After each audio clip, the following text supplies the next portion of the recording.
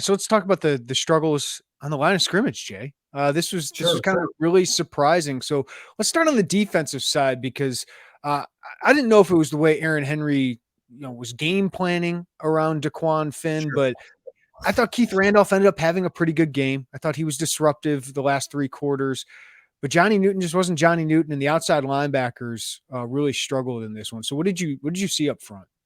Yeah, so first off, from the jump, I saw that it looked to me there was a plan to double Newton and Randolph at the point of attack. They thought they could handle our nose tackle, whether that was Daxon or Edwards or whoever it may be, and they were going to double, our 4-eye or 5 tech, whatever Johnny and Keith play, that inside interior defensive end.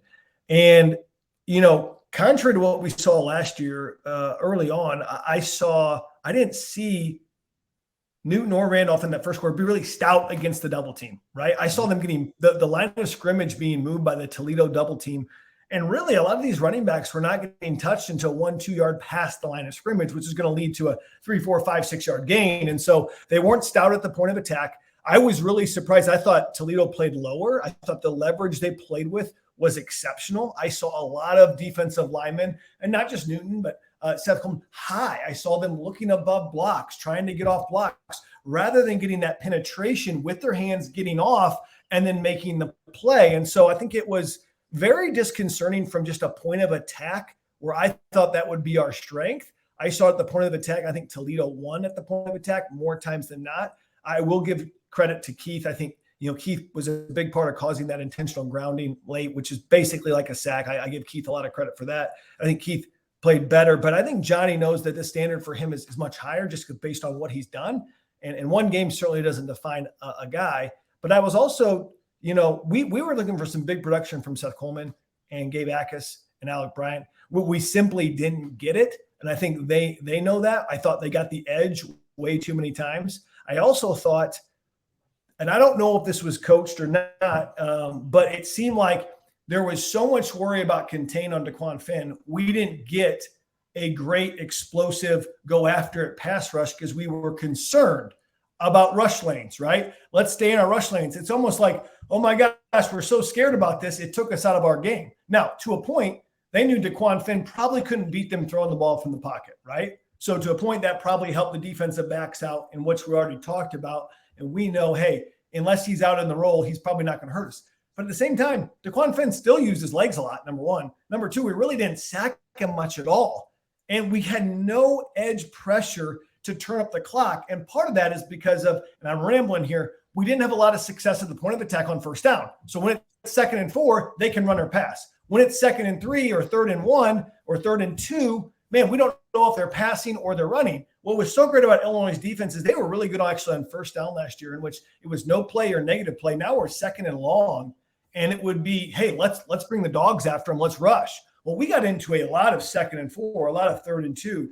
Toledo stayed on schedule better than my 6th grader does in middle school. I mean, it was like they were like boom, boom, boom. I just got a middle schooler that went to school, and first time you change classes, like I got 10 classes I got to get to, right? So you stay on schedule, right? But like Toledo was on schedule the whole night. And I think that hampered Aaron Henry as a play caller, and it's really his second game as a play caller, first regular season game as a play caller, because then you don't know what to do. You end up doing a base D that could maybe stop this, maybe stop that. And it was a lot of bending and unfortunately breaking it sometimes, but wasn't nearly as stout as we're accustomed to. And I think they need to let loose on the pass rush a little bit more. That was a long-winded answer on the front.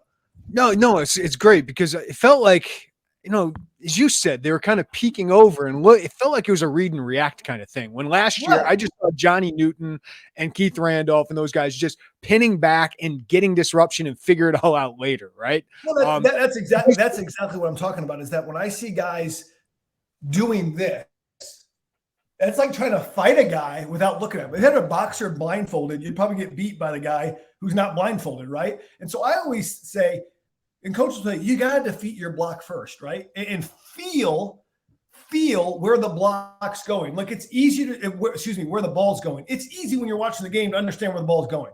It's a lot harder. I got a 300-pound guy on me. I've got to defeat him, feel him, recognize how he's trying to block me. Hey, if he's trying to get his ear hole over on this side, the run's probably going off his backside. I've got to press him, cross his face, but all this time I got to be penetrating. I can't be going backwards. I might be going across his face. I saw linemen cross face 6 yards down the field and make a tackle 6 yards down the field. A lot of times we saw Newton and Randolph, Gabe Akis making plays 6-7 yards down the field.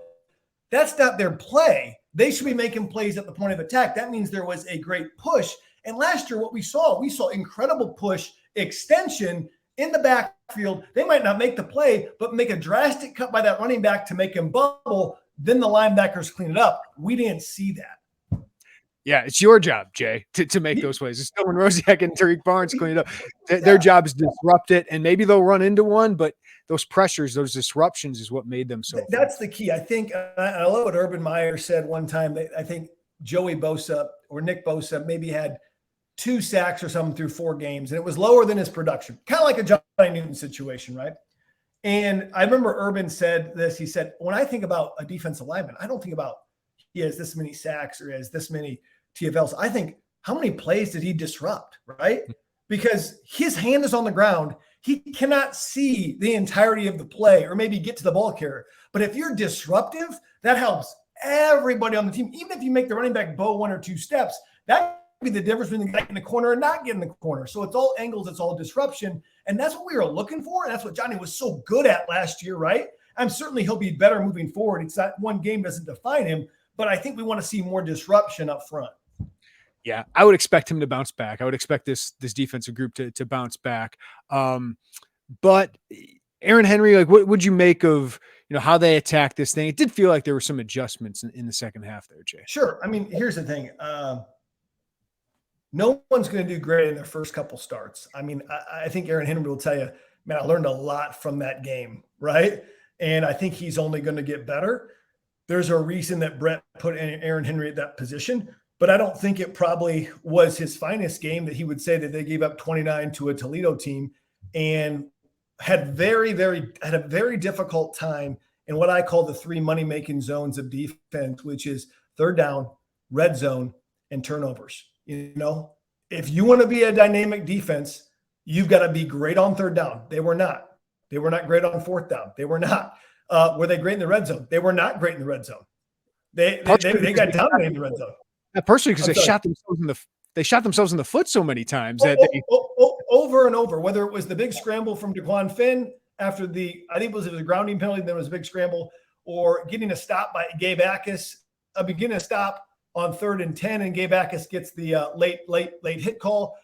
Even in that first drive with Tariq Barnes, I wasn't able to see what happened, but obviously there was an unsportsmanlike that continued to play. So a lot of this isn't Aaron Henry's fault. Schematically, let's just say that, right? But you've got to be good on third down. You got to be good on first down. You were even on the turnover battle, basically. Each team had 1, I believe. And then a lot of that comes down to, though, on third down, we didn't have success on first down.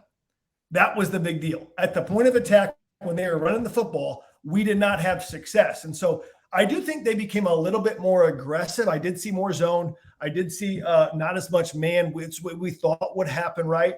And I actually thought, we haven't talked about Dylan Rosiak, played actually a solid game, cleaning some stuff up, right, for really his first start. But when Brett Bielema comes out and says, who's very pro player in most of his, I would say pro player, meaning he'll speak highly of his players in a press conference, really doesn't throw people under the bus. When he says some of our best players on defense didn't play that great without looking at the film, there was some long discussions on Sunday about an expectation that needs to be met, right? And so I think defensively as a whole, I think Aaron Henry would say he could be better. I think everybody could be better.